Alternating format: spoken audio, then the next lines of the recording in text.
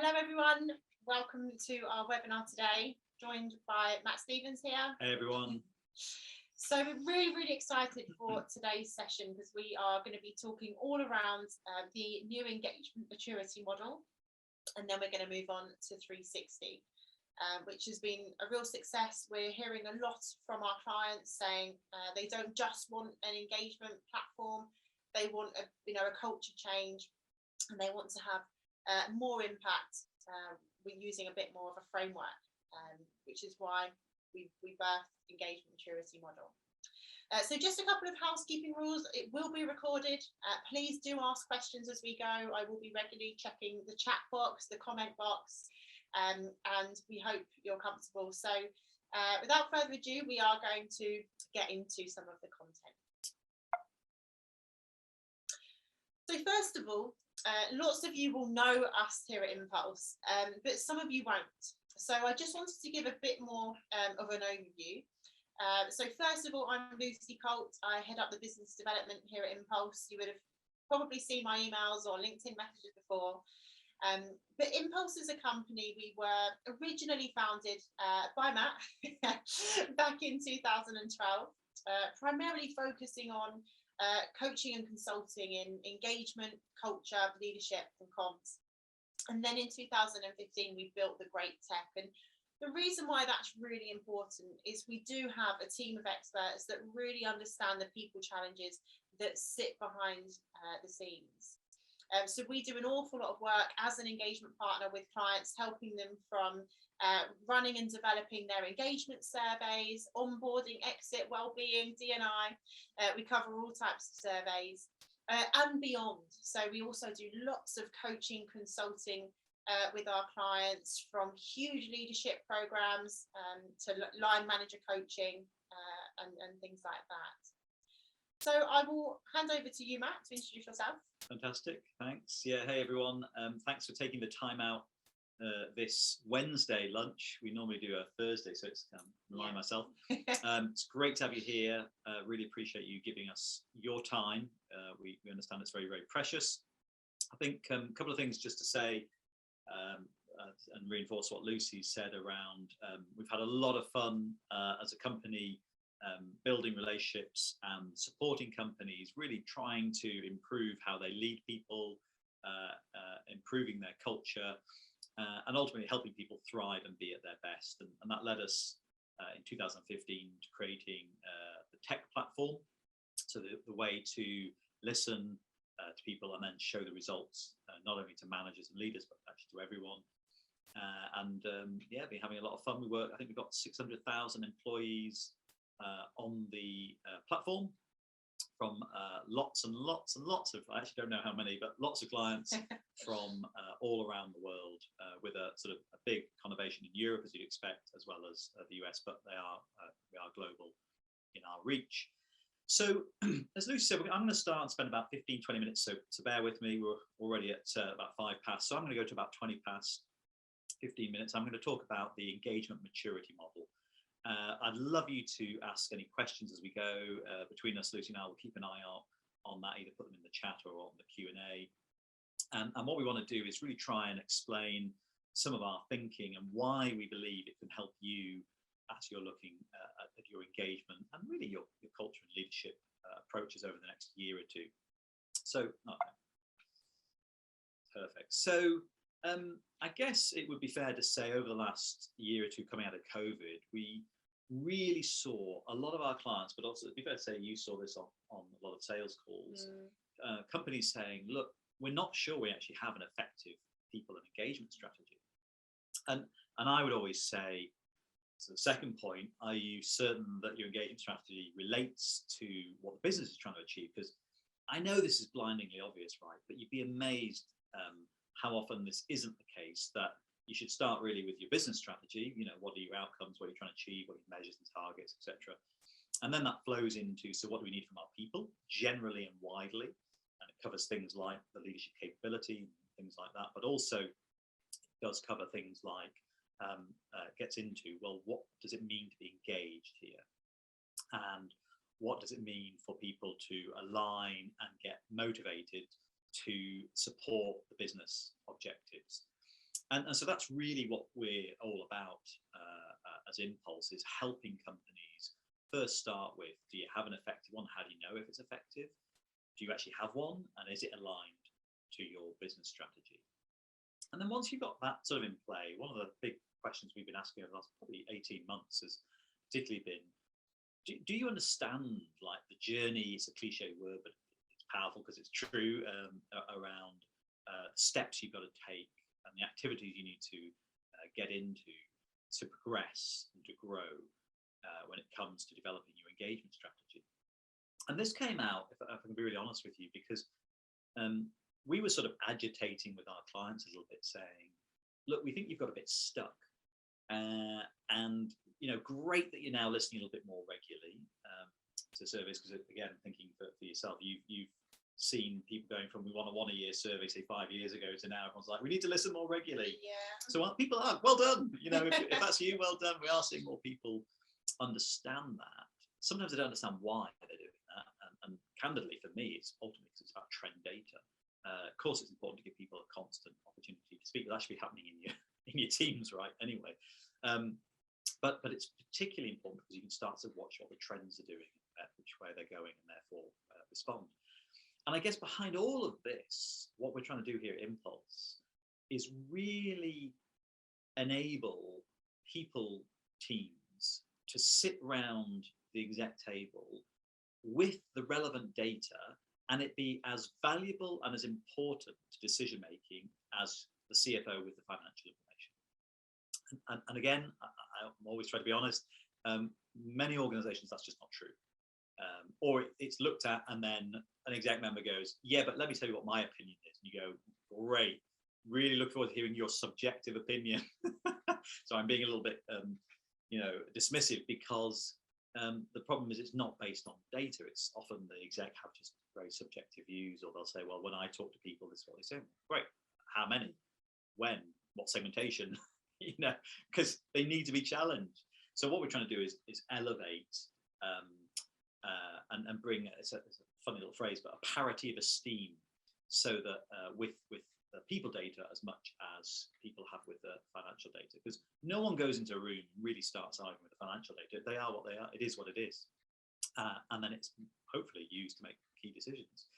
But when it comes to people, that's what we've got to work on. So it's a bit of a long context, but I've given all of that because I want you to understand that was the driver for, okay, how do we help people think about engagement? How do we help them think about progression? How do we help them think about this in terms of what the business is doing, some of the key stakeholders like senior leaders, like team managers?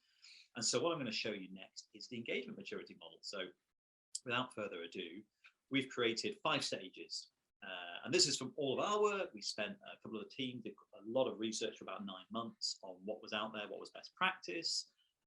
So we spoke to academics, we spoke to other businesses, we looked at other consultancies. So we were very broad in our research. But most of all, if I'm honest, we were driven by what we have experienced and what we've seen. So let's get on with it. Stage 1. So this is where someone has an undefined engagement strategy. There's no intentional strategy. And you can see here, and as I'm going through this, please think where you are. I'd love to know, where do you think your organization is? Not necessarily where you are personally in your mind, because most people are at 4 or 5, we can get onto it, but where's your organization? And so this is about, that there's no engagement strategy. It's not really understood. It's just something we do. It's quite performative. So it's about a once every 2 years or once a year survey. It's typically very long. It's a sort of state of the nation. And really, a lot of the data isn't ever used. It's just the performative, get the engagement index so we can stick it in the annual report. And that's what kind of happens. No real accountability or clarity of who owns engagement, or even what engagement actually is. Excuse me. So there's no desire for sort of change out of it. It's more about, well, that was interesting, move on. So that's stage 1. And forgive me, this might surprise some of you, but you'd be amazed how many, well, you tell me how many conversations you have where you go, wow, these people really are at stage 1. Is that fair? Yeah, and sometimes they don't understand that is how far back they are. They have this, really kind of desire to progress, but actually they don't know how to achieve what they want to do. So that's a great point. Actually, they can't place themselves in a context to go, how do I progress? Because they know they need to. Yeah. What are the steps I need to take? Yeah. And that are going to get me to where I want to be. Yeah. So I'm going to come on to the factors that we've got behind this, that we have criteria, then behind factors. So it's pretty detailed, but I'm going to keep it sort of fairly high level. So stage 2 is foundational. So this is where the foundations start to get put in. So it's now moved more of from a concept to more of a tangible reality. In other words, there's a strategy. So you can actually pull out something and say, look, here's what we're trying to achieve. Here's the road the steps we're taking and the roadmap for what we're trying to achieve. Typically, it's still fairly poorly designed. It's often around what the exec want, the engagement strategy. So if someone came and said, we'd like to do 3 times a year, they'll go, no, I don't want to do that. I just want it once, So it's still a little bit driven in that way. Anything, when we talk about interventions or initiatives, anything that's going on wider is still pretty disconnected. So you might do something on D&I, but it's kind of randomly over here, and then there's something going on over here about well-being, and there's something going on over here about performance and productivity, and there's no real sense of join, and absolutely not to what you're trying to do with line managers. It's very much around, when it comes to comms, it's just purely about the survey. So it's all about, when we're talking about it, just this survey. So there's no real comms that go on throughout the year that are thinking about the perspective of engagement, what's happening and how people are being and what they're doing. That's just not there. It is literally around the survey that might be once or twice a year. It's still about very much gathering data. If engagement is owned now, it's very much HR. So you're on the line, people teams or HR teams, and if it all goes wrong, it's your fault. That's typically how it is in the stage 2. But there is some more activity happening, as we said, and the exec are beginning to get a bit more comfortable with understanding we need some of this data. It's going to help us in what we're trying to achieve. So we get now to stage 3, which is where we have certainly moved quite a lot of our clients to over the last 18 months, who joined some quite traditional companies, came in at stage 1, maybe stage 2, and over the last 12-18 months we've seen some real growth, and they're now really moving to what we call embracing change, and they're growing when it comes to the stage they're at. So what I mean here is, you see that the sort of top point is about all the activities are now linked, so people can see how it's joining up. People are really thinking about the year, when we want to do certain surveys, when we want to listen to certain topics, and then what we're gonna do with some of that. Finally, and this is where we start really with all our clients, we want to get them to a place where it's defined what it means to be engaged at your organization, because we work with some very traditional companies, a lot of blue collar workers who don't really never really who have a very different understanding of what it means to be engaged there, as to, we've got a number of tech companies where again it's very different what it means to be engaged there in terms of what they need them aligned behind and motivated to do. But now you've got one, and it's tailored for you. So I'd always be careful. Of course, I'm going to say this because I'm Inpulse, I'm not other companies, but I'd be aware any company who says there's one definition of engagement and it's absolutely nailed down, I'd go, well, I think engagement is quite contextual to what's going on. There are absolute factors, there's absolutely some sort of key meanings, but actually it's about really understanding what it means for your organization to be engaged. And the great news is, and I think you're seeing this, Lucy, is people are now really understanding that and saying, we want something to bespoke to us. Yeah, I mean, it still shocks me now how many other providers do, these are your 50 questions from some quite, meant to be innovative people. And it doesn't work. A one-size-fits-all approach, we say all the time, is not the right way to go. Yeah, definitely. Because strategies are different. Objectives are different, and actually what you're wanting from your people is different. So just a few other points to pull out here on this growing stage is that ownership, whilst it's still with HR and exec, there is now a growing appetite for employees and line managers to start getting involved, and people are beginning to think about, what do we do with the results? So what changes and what happens because of what we're talking about?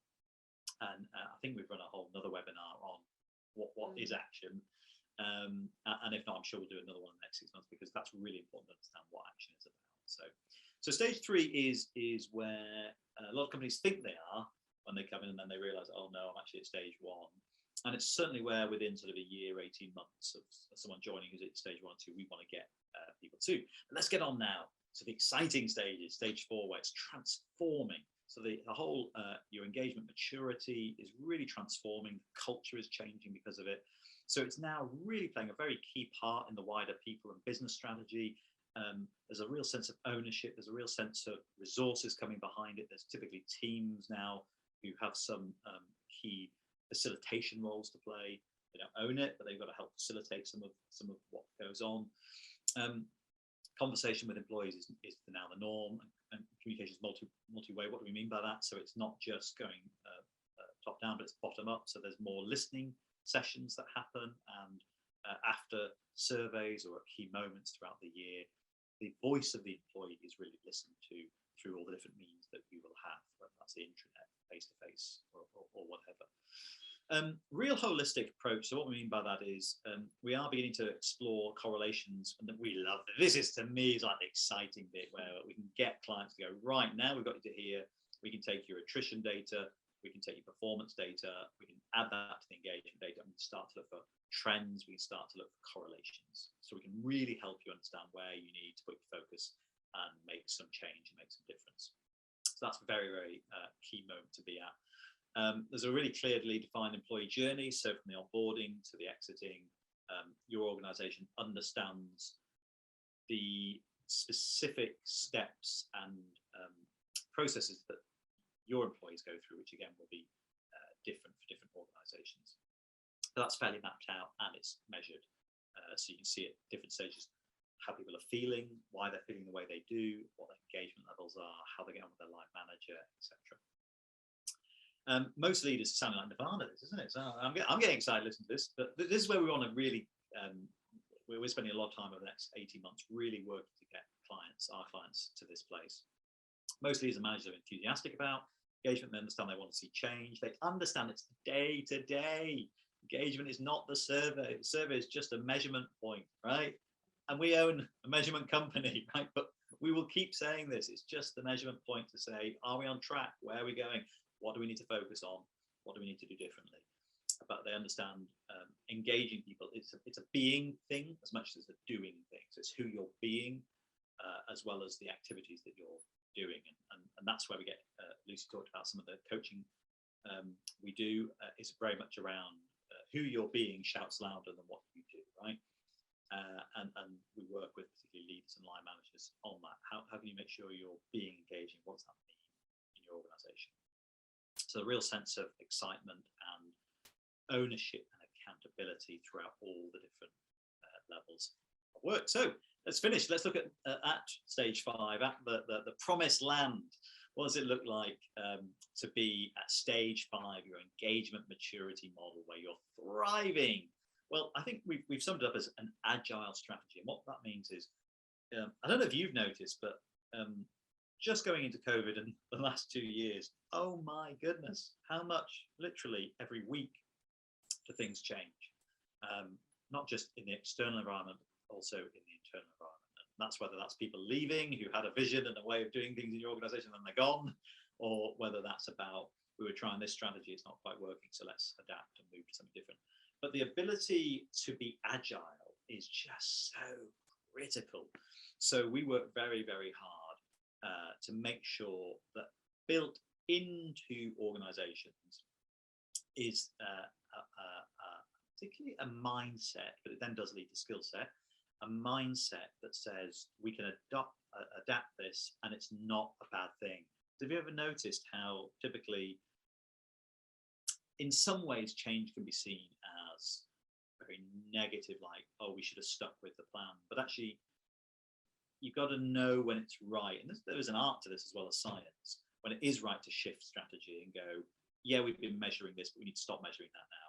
That's so hard for execs. They're obsessed. And you talk to someone who spends his day in exec boardrooms, obsessed with a measurement 4 years ago. I'm like, shit, excuse me, French.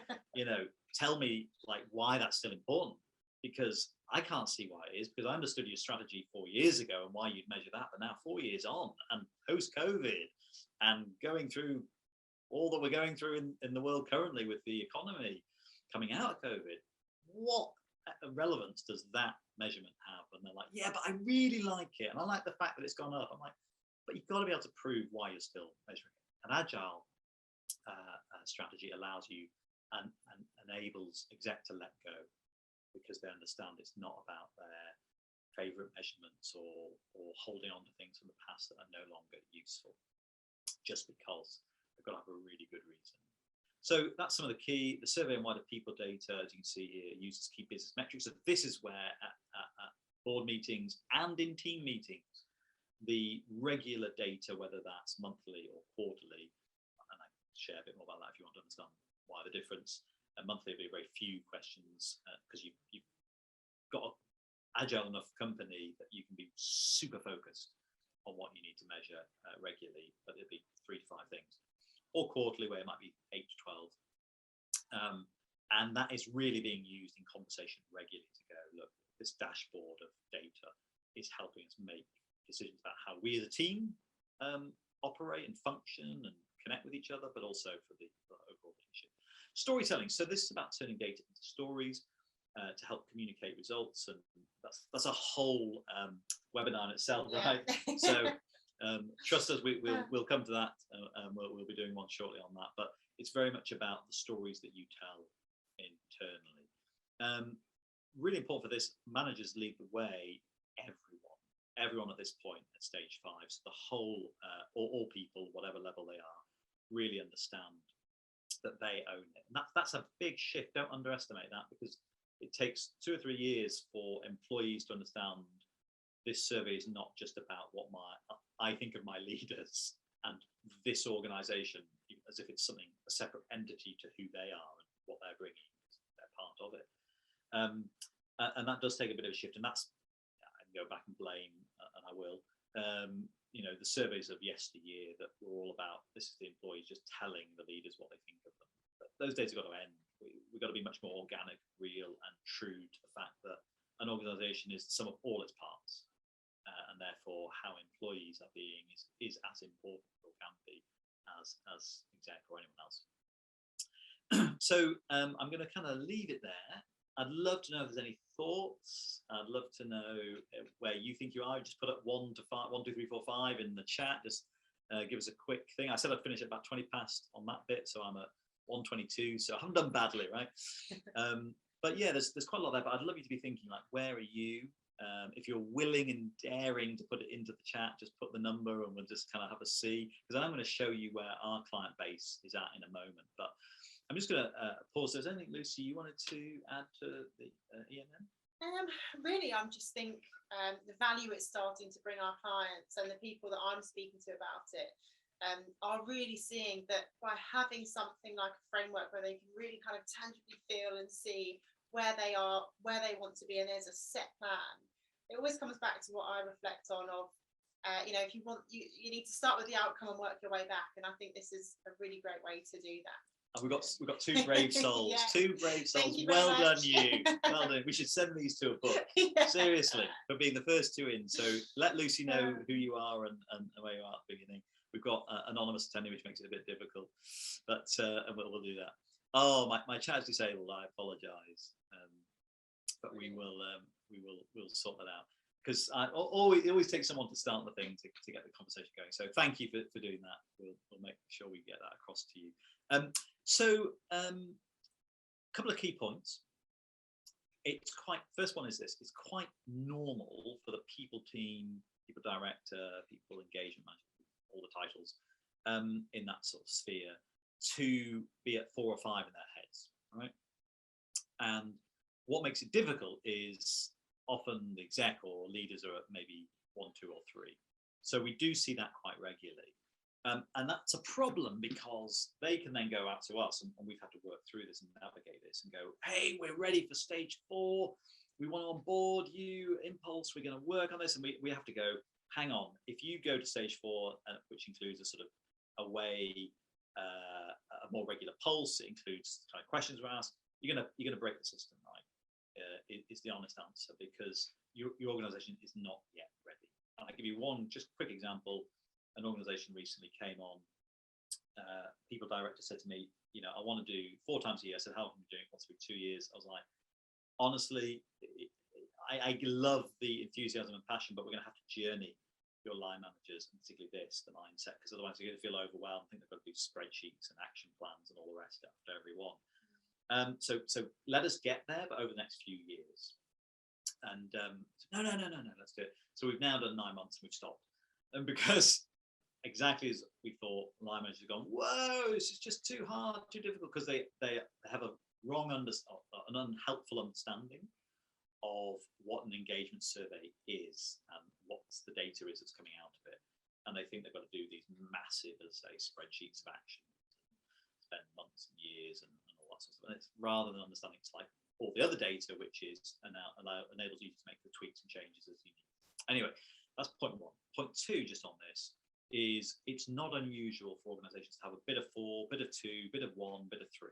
So if you were sat there thinking you didn't respond, or actually, I think we've got, a little bit of 2 and maybe a bit of 4, that's also quite normal. So we would look at it overall in the round of where you are, but understanding, of course, you'll have a few little bits maybe at different stages. So let's just move on. Thank you those who responded. I thought you'd be interested to know, as we look at our data, so in stage 1, we've got 16% of our clients, and the engagement index, interestingly, for that conurbation of clients is 61%. And we asked this question, how people feel about working at the organization, and the range of positive to negative emotions. So all positive emotions is 53%. You can see majority of our clients at stage 2 and moving into, we're working very hard to move them into stage 3. You can see quite a very significant jump happens between 1 and 2. It's pretty much about 15%, 8 percentage points, about 15%. So quite significant. And again, you can see it's even bigger when it comes to positive emotions. Stage 3 got less, but again, it's the second largest group there for our clients. And again, as you'd hope and expect, the engagement index goes up. Positive emotion goes up a little less, because stage 2 and 3, they are probably the closest to being blended. It's kind of that we're not quite there yet, but we're on our way, if you like. So stage 4, which is where we really want to see a lot of our clients over the next 18 months, and we're going to be working really hard to bring that to about 35-40%. That's our aim. So we've got some work to do with them and to influence them. But you can see a significant jump, because you're really getting into the upper quartile now of what it means to have a mature engagement culture, and high over 80%, and positive emotions doesn't shift as much, but the engagement index does increase. Now, sadly, right now we don't have actually any clients at stage 5, but you can see from some work one of the team did when we looked at it externally based on our criteria, looking at certain clients, some of their data, we think it's around at least 86. Now that's when the average. So I mean, there'll be a lot who are higher and some who are obviously lower, but it gives you a sense of what's possible when it comes to the engagement maturity model. So just briefly, so I'm now at 1:30, so I'm going to take about 5 more minutes, and then we'll bring this into land, and I'll hand over to Lucy to do 360. Thank you for staying with us, by the way. Great. We can see the huge amount of you who joined have stayed, so really appreciate you listening to my voice. Stay with me. Stay with me. I'm coming to an end. On the maturity model, we believe there are these 5 key factors. One is about alignment. So this is about the strategy, really, and all the variables then that are within that strategy. Second piece is about communication. So that's not just in terms of is it one way or two way, but the understanding and how people approach the communication. So is it about the survey, or is it about engagement generally? Of course, you've got to have some about the survey, but more widely, does it go wider? Sorry, tone of voice that's used. So quite important around that comms, and who as well. Stage 3 is the survey in many ways about that. What are you covering? What factors are you looking at? How often are you doing it? Is it really embedded into your overall people strategy as well? So, and then the last 2, action really does matter. So, what sort of what's happening, how it's happening, what levels it's happening, how's it used, and finally, when it comes to ownership, we look at the key performance indicators, which demonstrate an engaged culture. So have they been defined?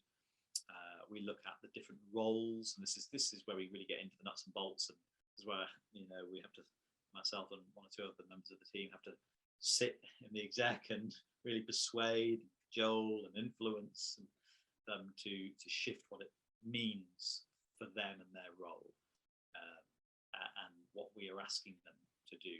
In fact, we just one little example. We had an amazing opportunity with a client joined recently. And up to then, they typically wait about a month or two after the survey to share any results or say anything. And we convinced the CEO to just do a little video out to about 1,500 employees, home working as well as frontline, as well as office. And we said to him, look, I'm digressing slightly, but we said, there's basically two ways that people like communication at the moment. It's either TikTok, 30, 60, 2 minutes, we basically say, or they like the long form, which is more like an hour sit-down debate.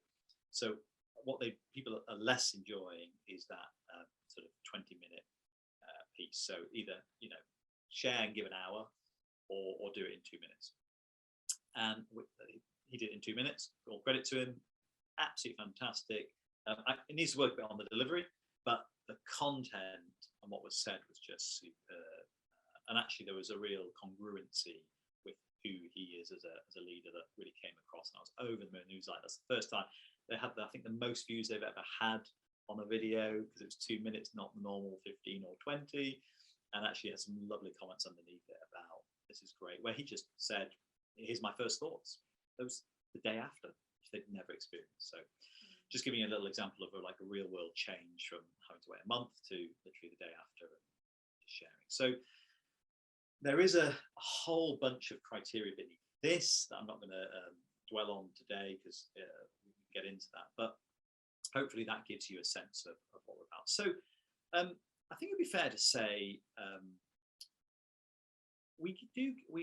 you're asked quite regularly. This all sounds amazing, fascinating, and let's just say, I think you said the other day, someone came along and said, if we don't go with Inpulse the platform, well, how do we get hold of this approach and embed it? Yeah, they already actually had an engagement partner that they were tied into for, I think, 2 more years. Yeah, so we've come up with just a really simple approach to say, look, we can do some discovery and measurement, which is about some quick workshops and qualitative conversations, and we run a diagnostic survey. That gives us a sense of basically current state analysis. Where are you? What's going on? We can judge you against the criteria. So we can place you and help you understand, where do we fit?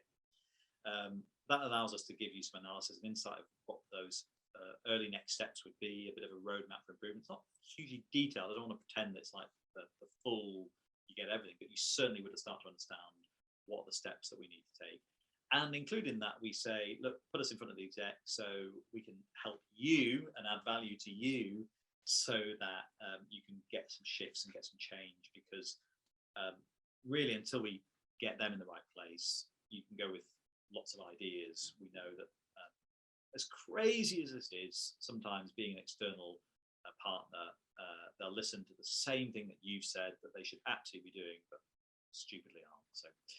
And then obviously the action and transformation, if you want, we can get into a much more detailed action plan with you and with some market insights as we're going. So sales bit over, but we put that out there because we think, we already have people coming and saying, how do we now do something with what you've shared? So that's a little bit about it. So on that note, at 1:35, with about 15 minutes left, I'm going to hand over to Lucy. But if there's any questions, please do put them in the Q&A. I don't know if if you have any questions on the EMM, the Engagement Maturity Model, that you'd like to ask Matt, please put them in the Q&A box, the chat box. And if you have any kind of further requests for more information, then of course I can send that over to you. I can see someone's trying to raise their hand, but it might be easier to have it as a question. That's all right, that'd be helpful. And just whilst you're writing that out, I think, Lucy, if you crack on, then we'll come back to that question once it's there. Yeah, perfect. Thanks, Matt. So I will keep an eye on the chat box there.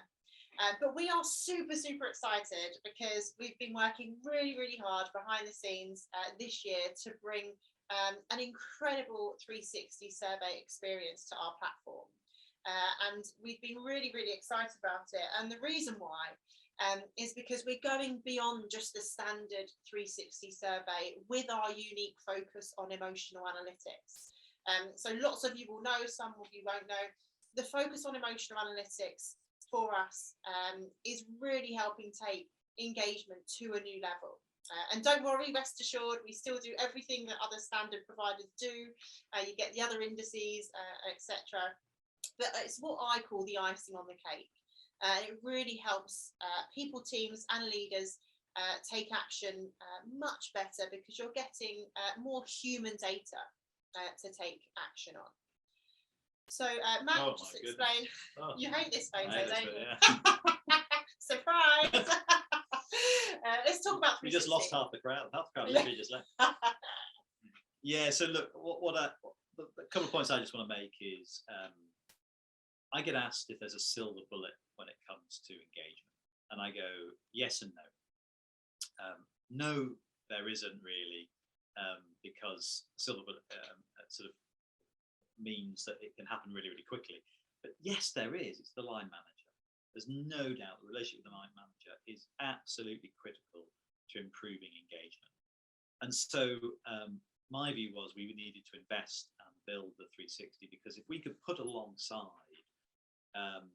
the engagement data, actually the data on the line managers alongside their engagement data for their team, we could start to really see if there's any correlations. So those who get high engagement scores for their team, what are they getting on their survey results for their 360, and then we'd know where to put our budget, we'd know what to target, we'd know which capabilities to target. We can also then link the capabilities that we're measuring to what they're trying to achieve engagement.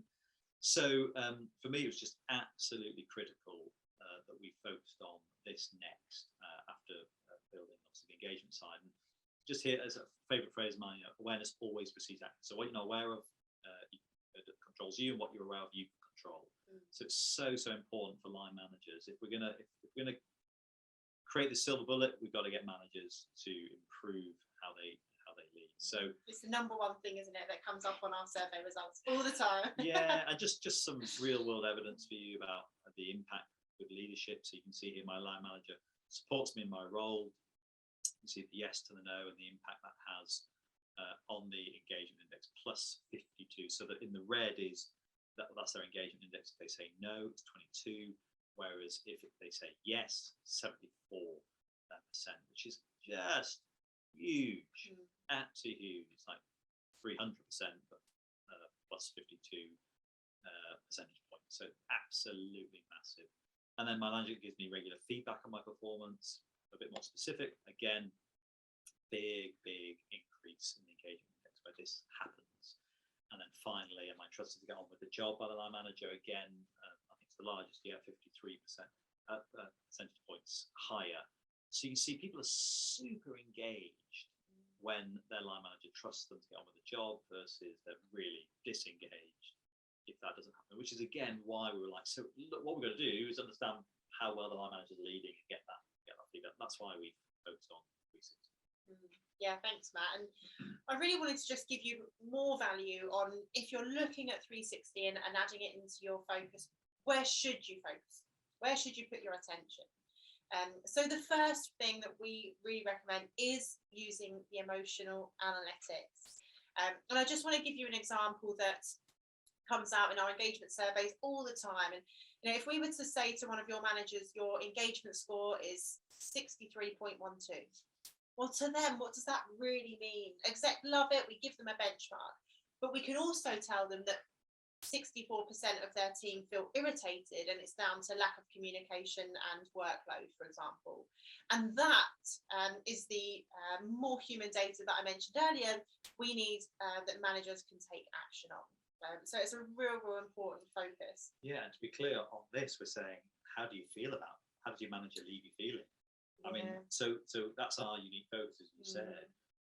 It's incredible seeing data. So the people answering it, whether it's peers, managers, or customers, get to choose a range of emotions about how they feel leaving the presence of that leader. It's unbelievable, so powerful to have that. And then we ask the leader as well, don't we? Yeah. To say what they think it's going to be overall. Yeah. And again, that's really interesting to help their awareness. Yeah, absolutely. The second is, to grow the self-awareness in leaders. And actually, Matt, you've been speaking a lot about this all week on our calls, really talking about to make any change as a leader, you really have to start to focus on yourself, become more self-aware. So really clearly on the platform, you can see a couple of our screenshots there. We really do highlight what are they doing well and what do they need to improve, which is incredibly powerful. We then would suggest you do put some focus on reviewing the league tables. You can compare managers really to see who needs some more support, focus and attention. And that is really powerful, basing that off of the data and making some good impact in those areas. Yeah, just say, Lucy, I think it's super important that you understand from our perspective, that's not so you can go bash them over the head and go, look, you're a useless manager. It's genuinely so. Certainly for the first 6 to 12 months, you can give some real support. My view is after 6 to 12 months of strong support, then it's time to look and go, is this person right in this role? But the first part absolutely should be, this is so we can know who to help and put the resources behind. Yeah, thank you. A few more areas of focus. We want to connect leadership with engagement, and we really want to be able to see manager scores and if they are impacting engagement scores. Matt alluded to this a few minutes ago, but actually it is so powerful, and it's amazing how many people I speak with that have a platform for D&I, and then they measure leadership over here, they measure engagement over here, and none of it joins up. Whereas having all of your people data in one platform makes it much easier to compare, and really being able to identify, does leadership impact engagement, is brilliant. And then just going on to something we said earlier, you can then add in your attrition data, you can add sickness data, your absence data. So suddenly you've got on this one dashboard all these fantastic points of data and seeing if they're correlating or not, and if not, why not, and if they are, why. So you can really get into that. Yeah, brilliant. The next focus is choosing personalised leadership capabilities, and you want to really measure what matters most to your organisation. And this is where we were mentioning earlier, one size fits all doesn't always work. So making sure that we can tailor that to your business, your objectives, your vision and values is really, really key. The sixth one, we really want to make sure that we are measuring regularly, consistently to track the trends. Having trend data is so key to making change and making progress. And the final thing there is, to really make sure that you are developing your leaders with some coaching and focusing where specific managers need it the most.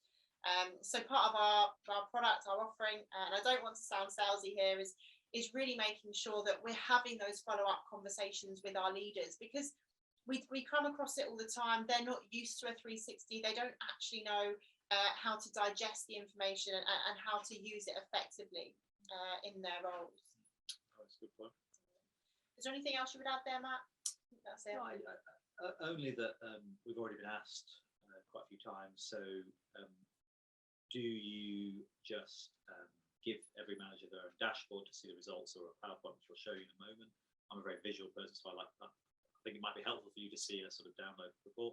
We'd say no, absolutely not. Certainly on the first 1 or 2, you within the organisation should be doing a coaching session with them for an hour, going through the results, and or we can do that for you. So that's only because we asked that. Great. And we had a question, does our platform allow clients to link their survey results with their local data, sickness, absence stats, so it can all be viewed on one dashboard? So the honest answer is yes and no. So we need you to send it to us in an Excel spreadsheet. I'll go into detail here, but then we can put that on. And it's got to align to the same segmentation that you do your engagement survey on. So in other words, the hierarchy that you use for your business segment. So the people team, the IT team, etc. And if we can get them in the same format where all the hard work is, that's what I'm mentioning here, because everyone seems to have them in completely different formats, then we can absolutely do that, put it on so you can start to see. Yes. Great. So just before I move on to share a bit more about our next webinar, as Matt mentioned, I'm just going to stop my screen for a moment. I'm really sorry you get to see us at a wider view, and I just wanted to pull up the report that Matt was speaking about, just again to give you a great visual of what you can expect from the download.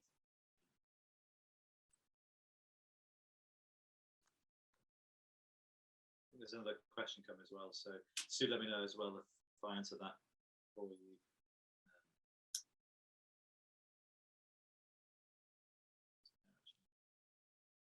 Yeah, so I'm just going to go ahead and share.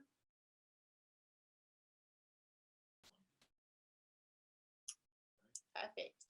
So hopefully you can all see my screen now, and I just wanted to really take you through the PowerPoint that can be downloaded after a 360 survey.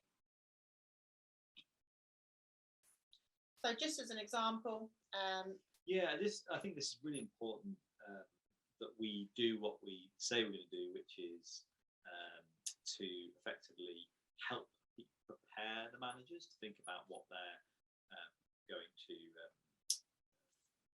how they're going to handle the results, what they need to be thinking about, feeling, facts, and the focus. So, and then you can actually send them off to different places with a read, watch, listen. As you'd expect, up front, you've got the sort of key data, so you can start to see when it comes to communication, culture, empowerment. They're the capabilities for this organisation that they are focusing on, and then the overall leadership. See, obviously, what they're doing well at. You can see how that compares to all leaders and what they need to improve. The hidden strengths are really interesting. That's where they scored themselves a lot less than what others scored them. So that's really quite useful to know. But also you can see the blind spots where they thought they were better, the individual manager, against what everyone else who was asked that thought. So again, that's all about raising awareness and heightening their understanding. We talked about how you feel. So you can see here, this is what people said when it came to it, and the overall result that's scored. We do explain what each of them mean, because that's really important. You'll give us that, or we can work with you to create that, so they understand what this capability is trying to achieve. And then get right into the questions underneath each capability, and you can see here broken out by manager, peer, direct report, other often could be customer, or others, how that compares against all leaders, but also against self. So really helpful, detailed bit of data to sort of see where they are. Same again. And then here, this is just where there's some free text responses. So again, they've got it nice and simple, clear format. Same again. Yeah. And then we just to prompt a little bit of where things I'm good at, what things I'd like to change, just for them to capture. Again, it's all pretty standard. I'm sure you're used to seeing. But we also did this, which was just when this happens. So you can see, I think a situation that occurs to you where you would prefer not to, instead of I will. It's just a small little coaching tool. Again, it's just to help them think through, how do I go from this to that and do things a little bit differently. So I hope that was helpful. I just said to Lucy, I'm a really visual person, so sometimes it's nice. The platform's there as well for others to see, and that's obviously for you to see the whole side of it. Share screen. But we do have another webinar, don't we? Actually, sorry, you just reminded me. Yeah, yes. I'm saying don't share screen. So we do have our next webinar coming up, which is all around 3 key roles you need when it does come to the engagement survey. So I will make sure that I do send that out with the follow-up, with the slides, and the recording as well. And Sue, thanks. Just saw your last question come in. Do managers get, yes, absolutely, particularly in tech, they get the most nervous. Honestly, the hand-holding we have to do. And I get it, because there's fear, there's all sorts of emotions it brings up when you're actually getting some feedback about you, unadulterated, unfiltered. We would absolutely say that needs to be handled carefully. We work with you. Either we can help do that sort of debrief with the manager, or you can do it, or we can help prepare you to do that. But it absolutely needs to be done certainly the first 1 or 2 times to get them in the right headspace. But it's so critical. Like, you do need to know. You need this feedback. You know, it's a cliche. It's really cheesy, but I was taught really early. Feedback is the food of champions. I was taught that by an Olympic gold medalist. Ben Hunt-Davis, who's a great guy. Do look him up. He runs his own performance coaching. But he said, Matt, without feedback, you just can't improve. So difficult. So that was 20 years ago. Feedback is the food of champions because it helps us become better and to grow. So rather than seeing it as positive, negative, I see it as helpful or unhelpful. So is it helpful feedback or is it unhelpful feedback? And helpful, as we know, you all know, smart, specific, and all that kind of good stuff. So really encourage you, if you're not doing this, you really should be. And if you're not connecting it to your engagement results, you really should be. So. Good. I think that's all of our questions. But of course, if you have any others, if you'd like to speak with myself or Matt about anything that we've spoken about today, please just simply email me back. Other than that, thank you so much for joining us today on our Wednesday. I really hope it's been valuable and you've learned something. And I'll look forward to seeing you all on the next webinar. Thanks, everyone. Thanks for your time. Appreciate it.